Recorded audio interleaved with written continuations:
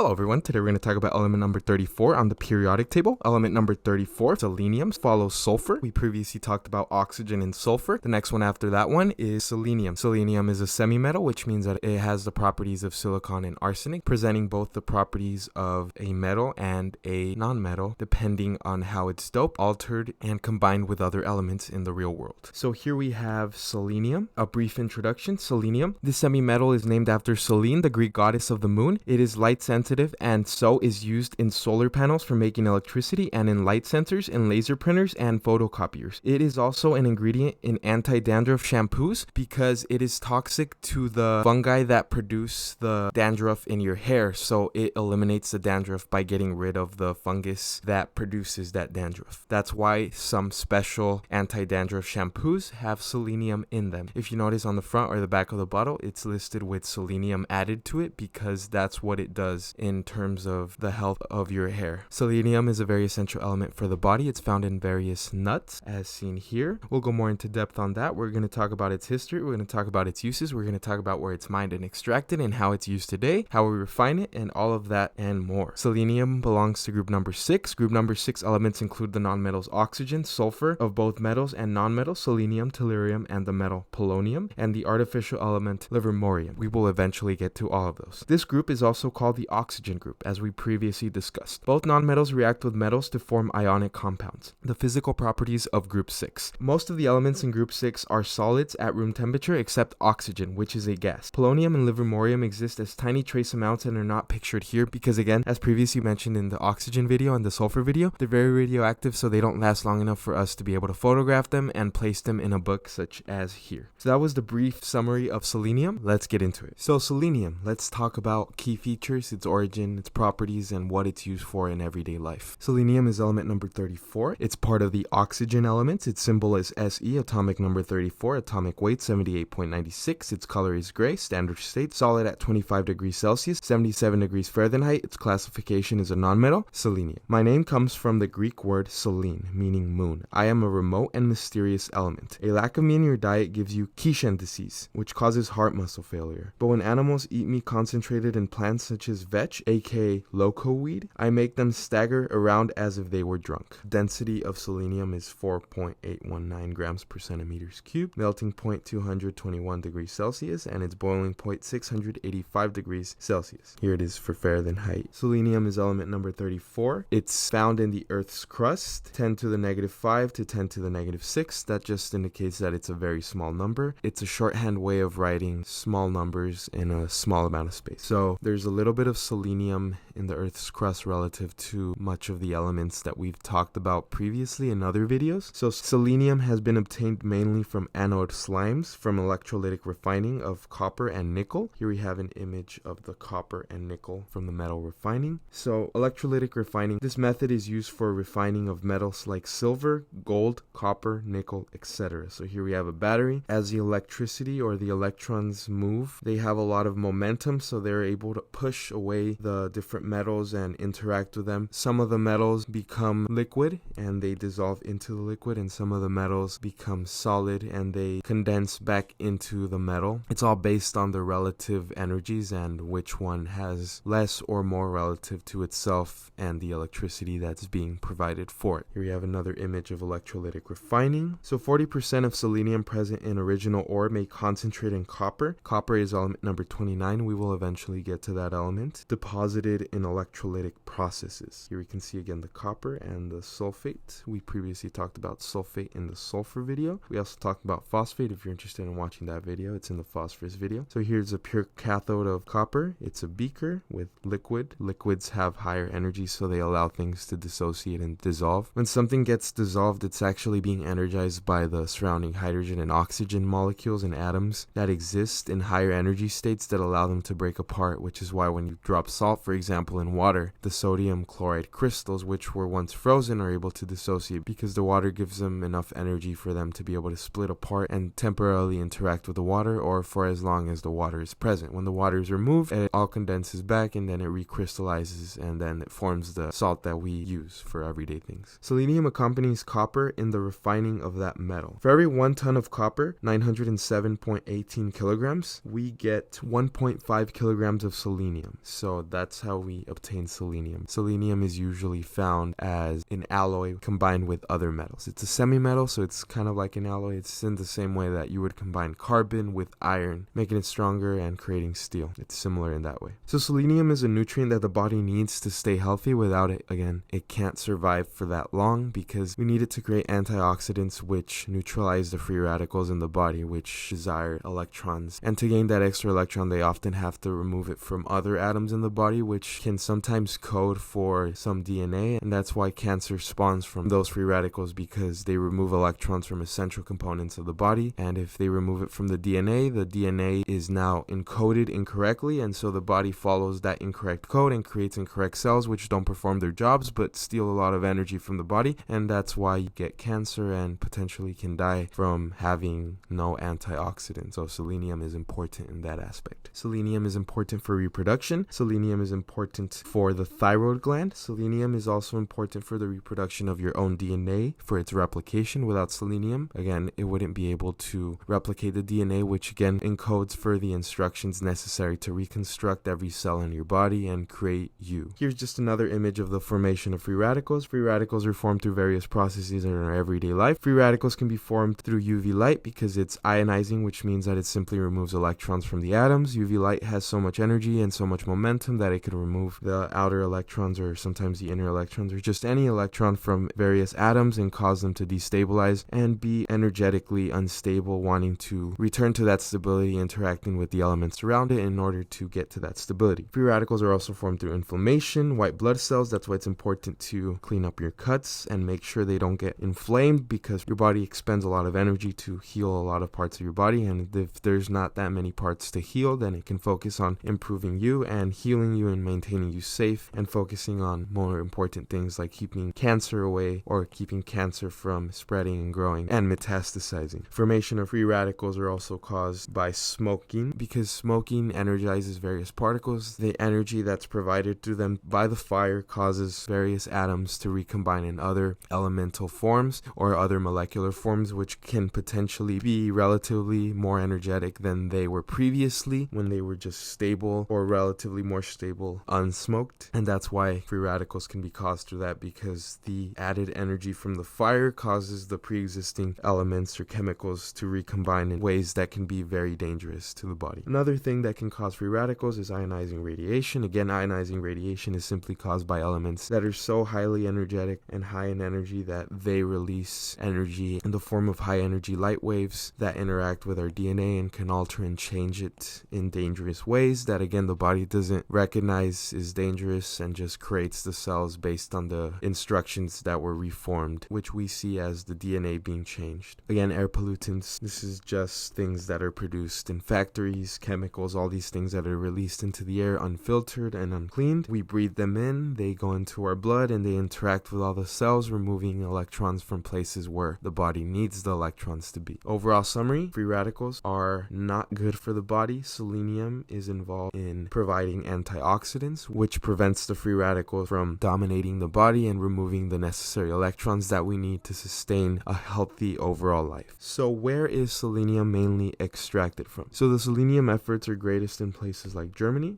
Belgium, Russia, and Japan. Here are some images. Germany is right next to Belgium. So selenium is employed for making red enamels for ceramics and steelware. It's also used to vulcanize rubber. We previously talked about vulcanization in the sulfur video. Vulcanization is simply using the element sulfur to rectify and give structure to the carbon-hydrogen bonds that previously exists. We get it from a specific type of tree. The molecule is able to form more rigid structure, but is still able to stay cohesive in a way that we call rubber. Here we can see the sulfur bonds keeping the carbon-hydrogen bonds together, and selenium is used in the vulcanization of rubber, which is the process that we give to rubber becoming rubber. Selenium serves as a decolorizer for glass, so it has the ability to remove the pre-existing color from the glass and allows it to become clear. This is silicon dioxide, which is a combination of silicon and oxygen. Silicon is simply carbon, but more dense, more energized, and more massive. Oxygen is combined with it, oxidizing it and making it sand. Sand is technically a metal that is rusty. Sand is a rusty metal. So silicon dioxide is SiO2. Other ceramic materials, including many minerals, have complex and even variable composition. For example, the ceramic mineral mineral feldspar, one of the components of granite, has the formula KAlSi3O8, which simply means that the elements aluminum, oxygen, and silicon are present. The highest number of elements present in this molecule is oxygen, seen here with 8. The next one being silicon, after that aluminum and potassium. So this is basically 3 metals alloyed together that are oxidized. So a ceramic is essentially rusty potassium, aluminum, and silicon metal, and that's all it is. If you're interested in learning more about vulcanization, feel free to check out the previous video on sulfur explained in 38 minutes or less. It's in the link in the description below. Selenium, finally, is also used to create things such as red types of plastic, which are used for red stop signs or red signal lights. So let's continue with selenium. This was just a general overview of its uses today. Today, the biggest use of selenium is as an additive to glass. Some selenium compounds are used to reduce the transmission of sunlight in architectural glass. If you add enough of selenium, it can give it a bronze tint, such as this color right here. Selenium is simultaneously used to decolorize glass and give it a bronze tint red color overall. Selenium is also used to make pigments, paints, and ceramics. Selenium is also used to make plastics. Selenium has photovoltaic action, which means that it can be used in solar panels, which means that if light interacts with the metal, that it interacts with its valence electrons and allows them to flow in a metal according to the laws of physics and electricity, and allows us to be able to use it as electricity in various ways and functions. So by embedding the element selenium in zinc oxide, researchers have made a relatively inexpensive material that could be promising for solar power conversion by making more efficient use of the sun's energy. Selenium is also used to make diode bridge rectifiers. This is just a type of rectifier. A rectifier is something that turns AC current into DC current. AC stands for alternating current, which means that every single second the current changes direction a certain amount of times. It could be 60 hertz, which means that every second it changes 60 times. It could be 120 hertz, which means that every second it changes 120 times. Regardless, all AC current is always changing a certain amount of times per second.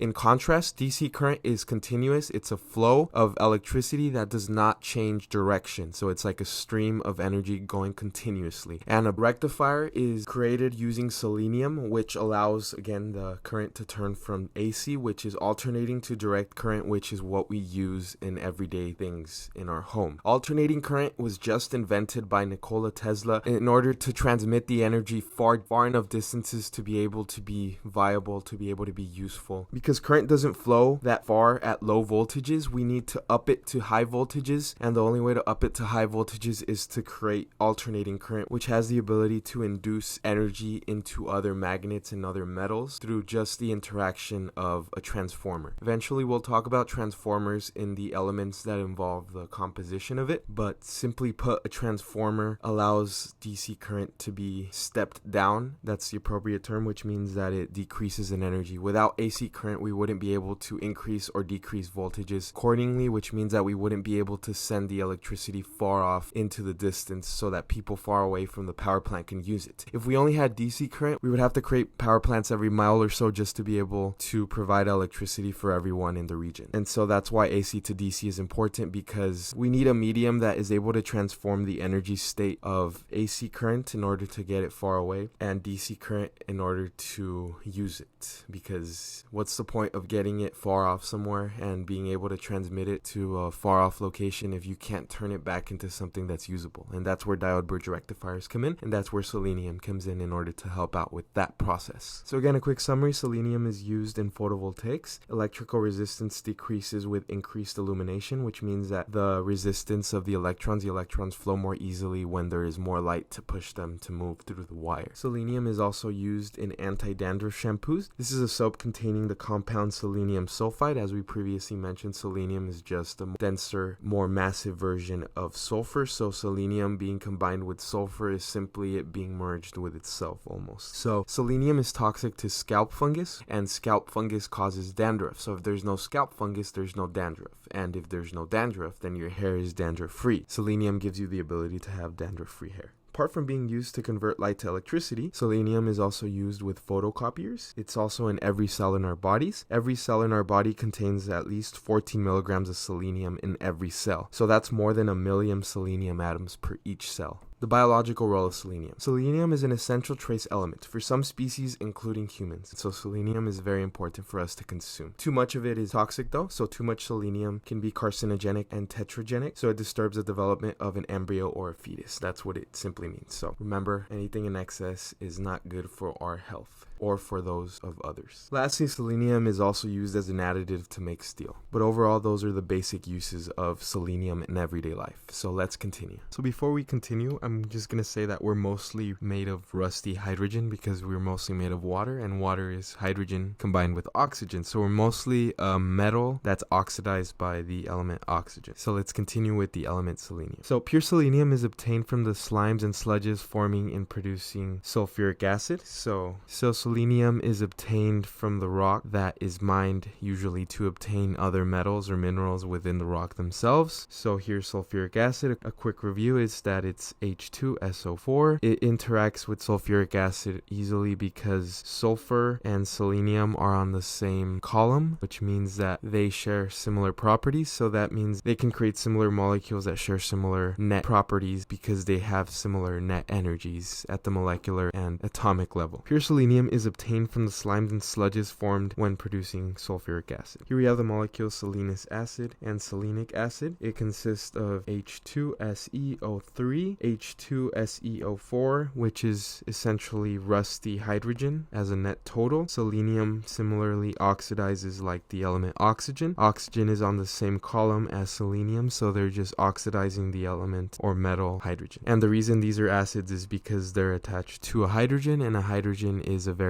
energetic type of metal that energizes things that it binds to. So that's why both of these are acids. So these are formed and can be leached from residual insoluble material. We'll talk about them later on in the video. Let's continue. Other methods to extract the selenium from the compounds that it combines with, the other metals that it interacts with. Other methods utilize oxidation by air roasting and heating with sodium carbonate, which provides us with a soluble form of sodium selenite or sodium selenate. They are separate individual compounds, but they're both formed when we heat the sodium carbonate. The sodium carbonate is a metal that is combined with the element or semi-metal carbon and the oxidizer oxygen. So what happens here is that we get sodium selenite because the selenium replaces the carbon, sharing almost similar properties with it. The carbon gets oxidized with the air. The carbon combines with the oxygen, it gets oxidized with the air, and then it becomes carbon dioxide, and that's where that goes, becoming new compounds in the process. Here is sodium selenate. It's also sodium with selenium and oxygen. They're just different variations of net energies or net atoms that create the whole molecule. So sodium selenate is the inorganic compound with the formula Na2SeO4, not to be confused with sodium selenite. It exists as the anhydrous salt, the heptahydrate, and the decahydrate. These are white water-soluble solids. The formula Na2SeO4, molar mass 188.94 grams per mole, solubility in water, soluble, as previously mentioned. That's why it's converted to that by adding sodium carbonate. Sodium selenite, the other soluble counterpart to it. Sodium selenite is the inorganic compound with the formula Na2SeO3. The salt is a colorless solid. The penhydrate Na2SeO3 H2O is the most common water-soluble selenium compound. It's water-soluble because it already has the element water within it, so it's already technically dissolved within the water as a compound itself. So its solubility insoluble in ethanol, but it's soluble in water. Ethanol is just another way of saying alcohol, which consists of 2 carbons, 6 hydrogens, and 1 oxygen. 2 net carbons bound to hydrogen and an oxygen. So chlorine may also be employed in the removal of the selenium from the compound rock. Here we have the various rocks that exist, and a quick reminder, we're mostly rusty hydrogen. So chlorine, its action upon metal selenites produces volatile compounds including selenium dichloride. Here we have selenium dichloride, SeCl2, selenium tetrachloride, SeCl4, selenium dichloride, Se2, diselenium dichloride, Se2Cl2, selenium oxychloride, SeOCl2. All of these are compounds of selenium combined with oxidizers other than oxygen. They're oxidizers that are relatively more reactive than oxygen. Chlorine, being part of the halogens, is way more reactive and reacts with selenium just like it reacts more easily with sulfur. So selenium tetrachloride, diselenium dichloride is just a net configuration of the the atoms bound together. So the selenium is finally recovered. So these are the elements mentioned: selenium, chlorine, and oxygen. So in this process of adding chlorine, the selenium compounds are converted by water to selenous acid. By treating the selenous acid with sulfur dioxide, we achieve a compound of selenium because it gets reduced, and that just simply means that it gains the electrons that it needs to stabilize into the familiar atom or compound that we recognize it as. And sulfur dioxide consists of sulfur and oxygen. We previously talked about sulfur in the sulfur video. If you're interested in watching that video, it's in the link in the description below. It's sulfur explained in 38 minutes or less if you're interested in watching that video. Other than that, let's continue. So selenium is a common component of ores valued for their content of silver and copper. They're usually combined with them, and that's why, as previously mentioned, we need such methods to extract them. Usually it's not even for the selenium that we mine it for, but it's for the silver and copper that are way more precious and valuable than the selenium. But regardless, I consider every element valuable in their own way because they each present net energies that are unique and interact in ways that no other net energies can. And that's why I like to learn about all of them, not just a select few. So selenium is a common component of ores valued for their content of silver or copper. So the treatment of selenides with hypochlorous acid, HClO, as previously mentioned, we use chlorine. Fun fact about chlorine: chlorine creates sodium hypochlorite, which is something that is put into pools that allows the pool to be sanitized. Instead of sodium, it forms it with the metal hydrogen and creates hypochlorous acid, which is way more reactive, way more energetic, and allows the selenium to be extracted along with other elements such as silver and copper that are necessary for things such as electrical wiring, and silver for various other things,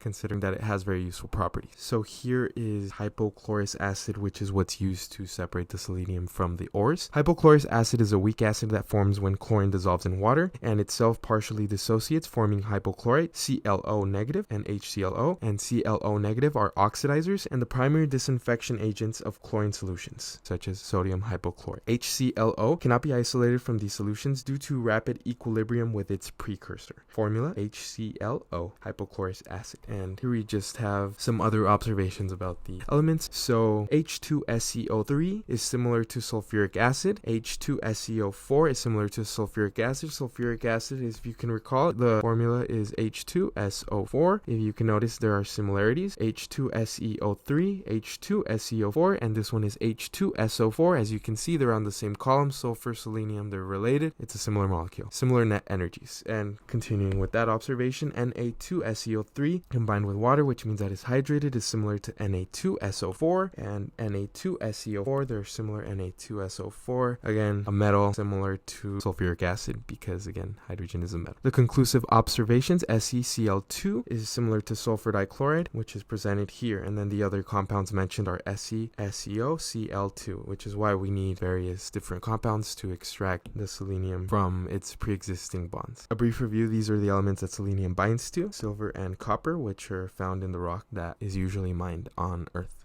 So finally, selenium allotropy. Let's talk about that. Selenium can be found in Brazilian nuts. Only 2 crystalline varieties of selenium are composed of the cyclic Se8, which is a combination of selenium atoms bound together to form a molecule. So they're designated these 2 letters. They both exist as monoclinic crystals. A gray allotrope with metallic properties is formed by keeping any of the other forms at 200 degrees to 220 degrees Celsius. And the selenium is most stable under ordinary conditions. So here is the element selenium. It's element number 34 again, with the atomic weight of 78.96. Here we have selenium. It's a solid and it's a nonmetal, and it's strongly acidic because it's from the sulfur family. So any amorphous non-crystalline red powdery form of selenium results when a solution of selenous acid or one of its salts, which is H2SeO3, which again is similar to H2SO4 or sulfuric acid. When the selenous acid or one of its salts, H2SeO3, is treated with sulfur dioxide,